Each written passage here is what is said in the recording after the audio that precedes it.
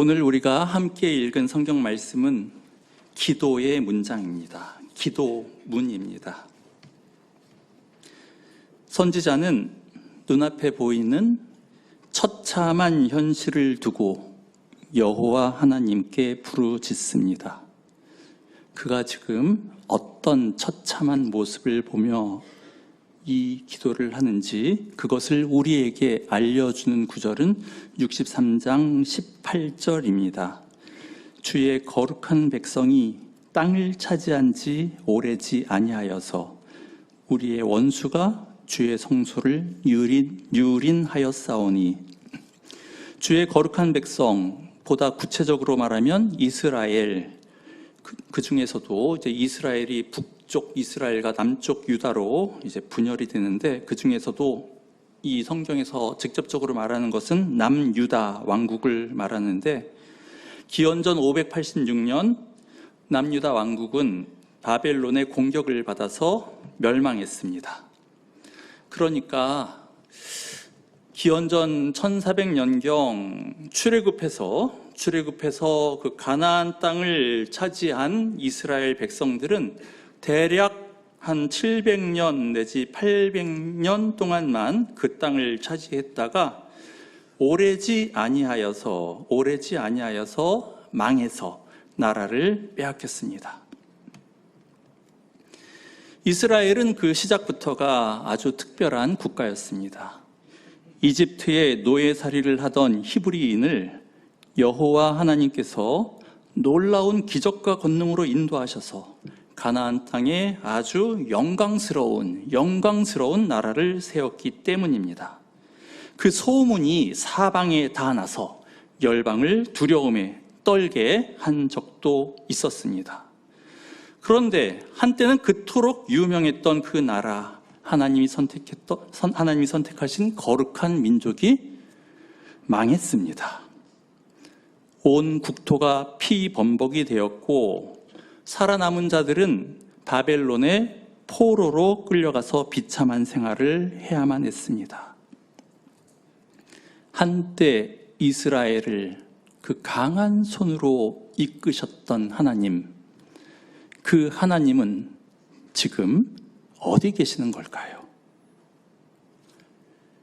이스라엘 사람들은 예루살렘을 수도로 정하고 시온산 언덕에 아름다운 성전을 지었습니다. 솔로몬의 부귀영화로 지은 그 성전에서 우리는 천지의 창조자인 하나님께 예배를 드린다라고 그들은 큰 소리 쳤습니다. 그런데 그토록 신성하게 여겼던 성전, 이스라엘 백성의 자존심도 극악무도한 바벨론 병사들에 의해서 유린되고 더럽혀지고 주의 제단이 끔찍한 모습으로 회파되었습니다. 그토록 성전을 회파하고 유린하는 망령된 일이 벌어졌는데도 여호와 하나님은 무엇 하고 계시는 것일까요?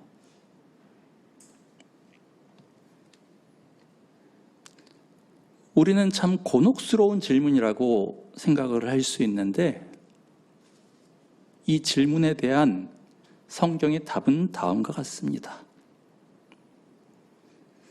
하나님은 상관없다. 이스라엘이 망하든지 말든지, 예루살렘 성전이 회파되든지 말든지 하나님은 신경 안 쓴다는 것입니다. 왜냐하면 이미 하나님께서 그들을 버렸기 때문입니다. 그들이 하나님께서 도와주시는 그 축복만 따먹고 주의 이름을 부르면서 참칭하지만 정작 그들의 삶과 행실에서는 주의 율법과 공의는 저버리고 죄악으로 치달았을 때 하나님께서는 그들을 버리셨습니다. 그래서 19절 말씀에 우리는 주의 다스림을 받지 못하는 자 같으며 주의 이름으로 일컬음을 받지 못하는 자 같이 되었다고 했습니다. 이처럼 이스라엘 패망의 근본 원인은 하나님께서 떠났다는 사실에 있고, 하나님께서 떠난 것의 원인은 그 백성의 죄악에 있었습니다. 이사야 1장 4절부터 6절에는 그들의 죄악상에 대한 신랄한 비판이 기록되어 있습니다. 슬프다 범죄한 나라요 허물진 백성이요 행악의 종자요 행위가 부패한 자식이로다. 그들이 여호와를 버리며 이스라엘의 거룩하신 이를 만홀히 여겨서 멀리하고 물러갔도다. 너희가 어찌하여 매를 더 맞으려고 패역을 거듭하느냐. 온 머리는 병들었고 온 마음은 피곤하였으며 발바닥에서 머리까지 성한 곳이 없이 상한 것과 터진 것과 새로 맞은 흔적뿐이거늘 그것을 짜며 싸매며 기름으로 부드럽게 함을 받지 못하였도다. 아무리 회초리로 때리고 야단쳐도 도무지 개선되지 않고 나아지지 않자 하나님께서는 더 이상 이스라엘을 돌보아 주지 않고 멀리 떠나셨습니다. 그들을 버리셨습니다. 그러자 그들은 더 큰 죄악과 탐욕 속에서 자기 마음대로 뒹굴다가 처참한 패망을 맞이했습니다.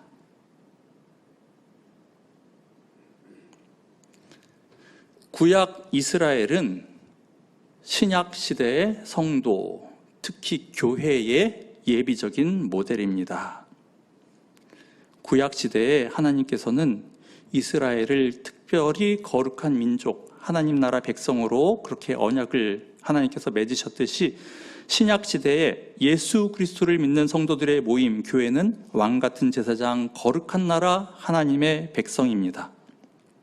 그런데 이스라엘이 버림받고 피폐해져서 열방의 조롱의 대상이 되었듯이 신약 시대의 성도인 우리 한 사람 한 사람도 그리고 교회도 쇠락과 침체에 빠져서 허덕이는 경우가 있습니다. 오늘날 한국 교회는 어떠한지요?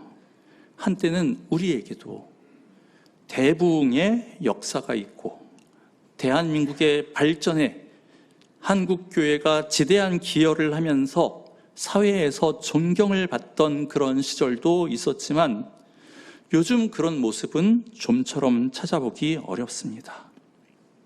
15절 말씀, 주의 열성과 주의 능하신 행동이 이제 어디 있나이까? 주께서 베푸시던 간곡한 자비와 사랑이 내게 그쳤나이다 라는 말씀이 우리에게도 정확히 들어맞는 것 같습니다. 분명히 한때에는 그런 것이 충만했었던 것 같은데 지금은 찾기가 쉽지 않습니다. 중요한 것은 이 침체에서 다시 일어나는 일입니다. 그것이 부흥입니다. 이를 위해서 우리는 이 선지자와 더불어서 세 가지 제목을 기도하기 원합니다. 첫째로는 15절에 나와 있는데요. 주여 굽어 살펴주십시오. 둘째로는 주여 돌아오십시오. 17절에 나오는 주여 돌아오십시오. 그리고 세 번째로는 64장 1절에 나오는 주여 하늘을 가리고 강림하옵소서. 이 세 가지 기도를 우리가 함께 드리길 원하는 마음에서 오늘 말씀을 준비했습니다. 먼저 첫 번째로 우리는 주여 우리를 굽어 살펴주십시오. 제발 우리의 이 비참한 꼴을 제발 좀 봐주십시오 라고 우리는 기도해야 합니다. 무엇을 보아달라고 기도를 해야 된다고요? 15절 하반절에 주의 열성과 주의 능하신 행동이 이제 어디 있나이까? 지금 없는 이 상황을 주님 좀 봐주십시오 라는 것입니다.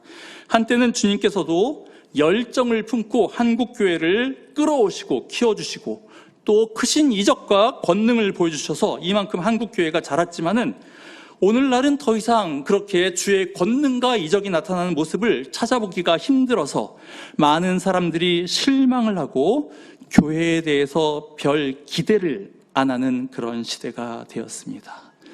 평양 대부흥에서 볼 수 있었던 통곡의 회개, 그리고 우리 신앙의 선배들이 보여주었던 순교적 신앙 같은 것은 그저 전설 속의 이야기가 되어버렸고 현실에서는 더 이상 찾아보기가 어렵습니다. 어째서 이렇게 되었을까요? 우리의 죄악 때문입니다. 하나님의 열정과 능력, 하나님의 자비와 사랑을 그저 교회의 재산을 키우고 우리의 뱃속을 채우는데 이용했던 그 죄악 때문에 하나님께서는 한국교회를 멀리 하신 것입니다. 한국교회 운운한다고 해서 남 이야기한다고 그렇게 생각하지 마시기 바랍니다. 우리 한 사람 한 사람도 교회입니다. 여러분을 향한 주님의 열정과 능력, 여러분에게 베풀어 주셨던 주님의 자비, 그런 것을 여러분 지금도 여러분의 삶 가운데서 충만히 느끼고 계십니까? 한때는 하나님의 사랑이 나에게 뜨겁게 느껴졌고 한때는 주님의 역사하심이 확실히 느껴졌는데 그런 것이 아련한 젊은 시절의 추억 정도로만 남아있고 혹시 지금은 냉랭한 것이 아니십니까? 그러면 어떻게 해야 할까요? 우리는 염치불구해도 그래도 하나님께서 제발 우리의 비참한 모습을 돌아보시고 한 번 더 긍휼과 자비로 우리를 다시 소생시켜 주옵소서, 우리를 다시 살려달라고 기도를 해야 합니다. 하나님께서 보시면 마음이 생깁니다. 하나님의 외면이 가장 무서운 것입니다. 그렇기 때문에 우리는 부끄럽지만 염치 없지만 우리 주님께 간구해야 합니다. 주님, 하늘에만 계시지 말고 그 거룩하고 영화로운 처소에만 계시지 말고 이 시궁창 같은 우리의 삶에도, 우리 한국교회에도, 조롱받는 한국교회에도 주님의 눈길 한번 주십시오. 주님 굽어봐 주십시오. 이렇게 기도를 해야 합니다. 만일 주님께서 내가 왜 그래야 되는데, 네가 무슨 예쁜 짓 한 거 있다고 내가 그래야 하는데, 이런 생각이 든다면, 그래서 그런 말씀을, 그런 부탁을, 그런 간구를 하나님께 드리는 것이 너무 무례하다는 그런 생각이 든다면 우리는 16절 말씀을 붙들고 기도를 해야 할 것입니다. 주는 우리의 아버지시라. 아브라함은 우리를 모르고 이스라엘은 우리를 인정하지 아니할지라도 여호와여, 주는 우리의 아버지시라. 하나님께서는 그래도 우리의 아버지 아니십니까? 우리의 꼴이 이 모양이라도 그래도 주님은 우리의 아버지 아니십니까? 아버지의 속을 썩이고 집을 나갔던 탕자도 다시 품으신 하나님, 그 하나님 우리도 품어 주옵소서.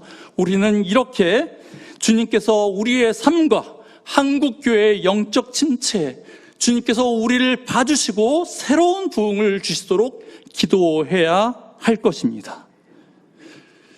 둘째로, 우리는 주님께서 우리에게 돌아와 주시기를 기도해야 합니다. 패역한 이스라엘 백성을 하나님께서 떠나셨을 때 그들에게는 패망이 찾아왔습니다.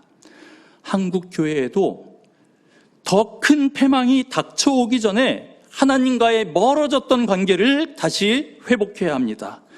내 삶에도 지금 내 삶이 너무 힘들어요. 그럴지 몰라도 더 막고 더 큰 고난이 닥쳐오기 전에 우리는 하나님을 바짝 가까이 하셔야 합니다.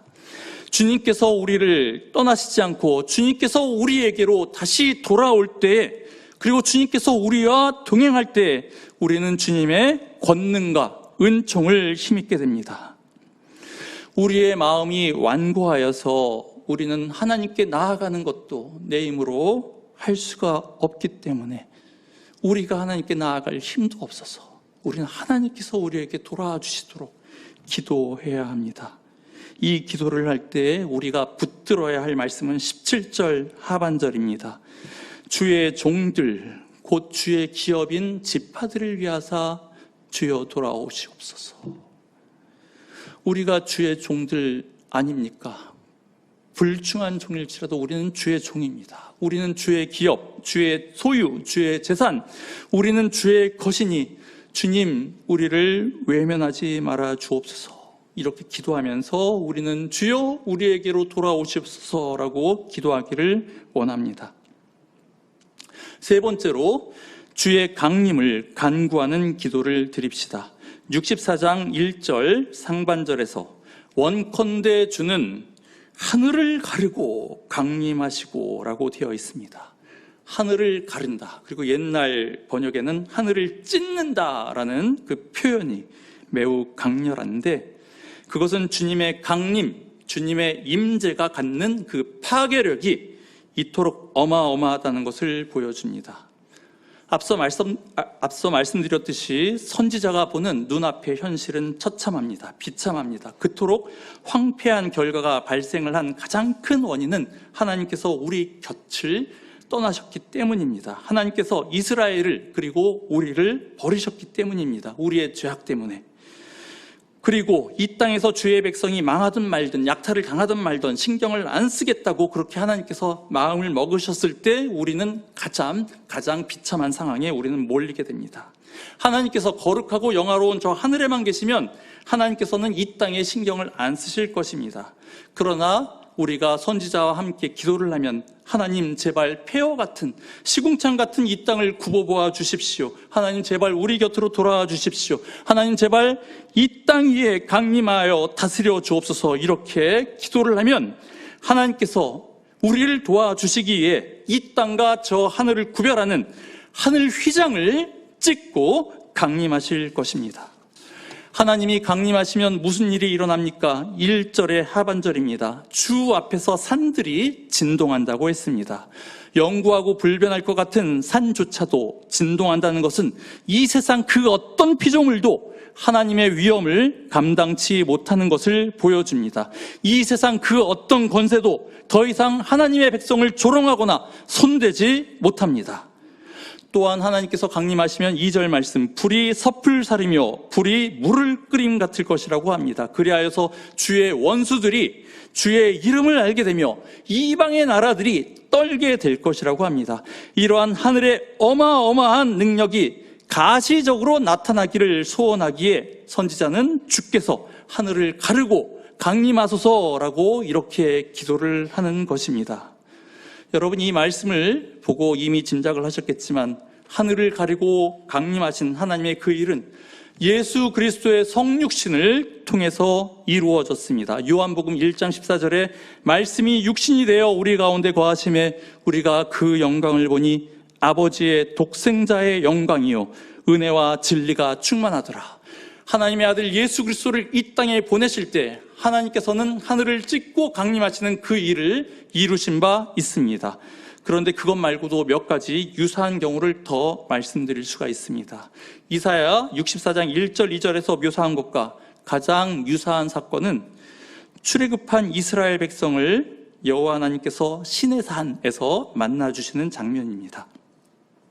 출애굽기 19장 16절에서 18절 말씀을 제가 읽어드리겠습니다. 셋째 날 아침에 우레와 번개와 빽빽한 구름이 산 위에 있고 나팔 소리가 매우 크게 들리니 진중에 있는 모든 백성이 다 떨더라.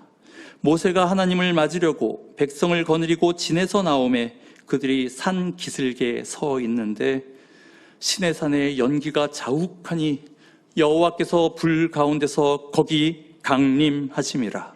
그 연기가 옹기가마 연기같이 떠오르고 온 산이 크게 진동하매. 시내산에서 여호와 하나님, 하늘에서 내려오시는 여호와 하나님을 만난 것이 이스라엘 백성들의 옛 역사 가운데서는 가장 잊지 못할 사건이었습니다. 하나님께서는 그들이 앞으로 광야길을 가면서도 두려움을 느끼지 않도록 자신의 영광과 능력을 그토록 나타내 보여주었습니다. 적대적인 이방 나라들이 그들을 힘들게 할 수도 있고 원수들이 결집해서 그들을 치겠다고 모여들 수도 있는데 그런 것이 다 무슨 소용이 있습니까?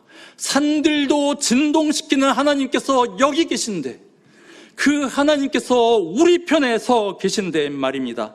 바로 그러한 담대한 믿음을 얻기 위해서 선지자는 주의 강림을 기도했던 것입니다. 오순절 성령 강림 사건도 하나님께서 이 땅에 비상하게 강림하신 경우를 보여줍니다. 초대교회 성도들은 숫자가 적었고 미약했습니다. 그리고 그들을 핍박하는 강대한 세력들이 있었습니다. 그러나 성령님께서 하늘을 가르고 강림하시자 그들을 핍박하던 세상이 도저히 감당할 수 없는 주의 용사로 그들은 거듭날 수 있었습니다. 사랑하는 성도 여러분, 주의 영이 하늘을 가르고 강림하시는 역사는 오늘도 일어날 수 있습니다. 우리 역시도 그 능력을 알아야 하며 그 능력을 받기 위해서 기도해야 합니다. 주여 하늘을 가리고 강림하소서. 그리하여 피폐한 나의 심령과 우리 교회를 살려주옵소서. 우리는 이렇게 기도해야 합니다. 바로 그것이 하나님 나라의 도래입니다. 주님께서 우리 삶 가운데 임재하시어 우리를 다스리시고 우리를 힘들게 만든 모든 죄악의 권세들을 물리쳐 주실 것입니다.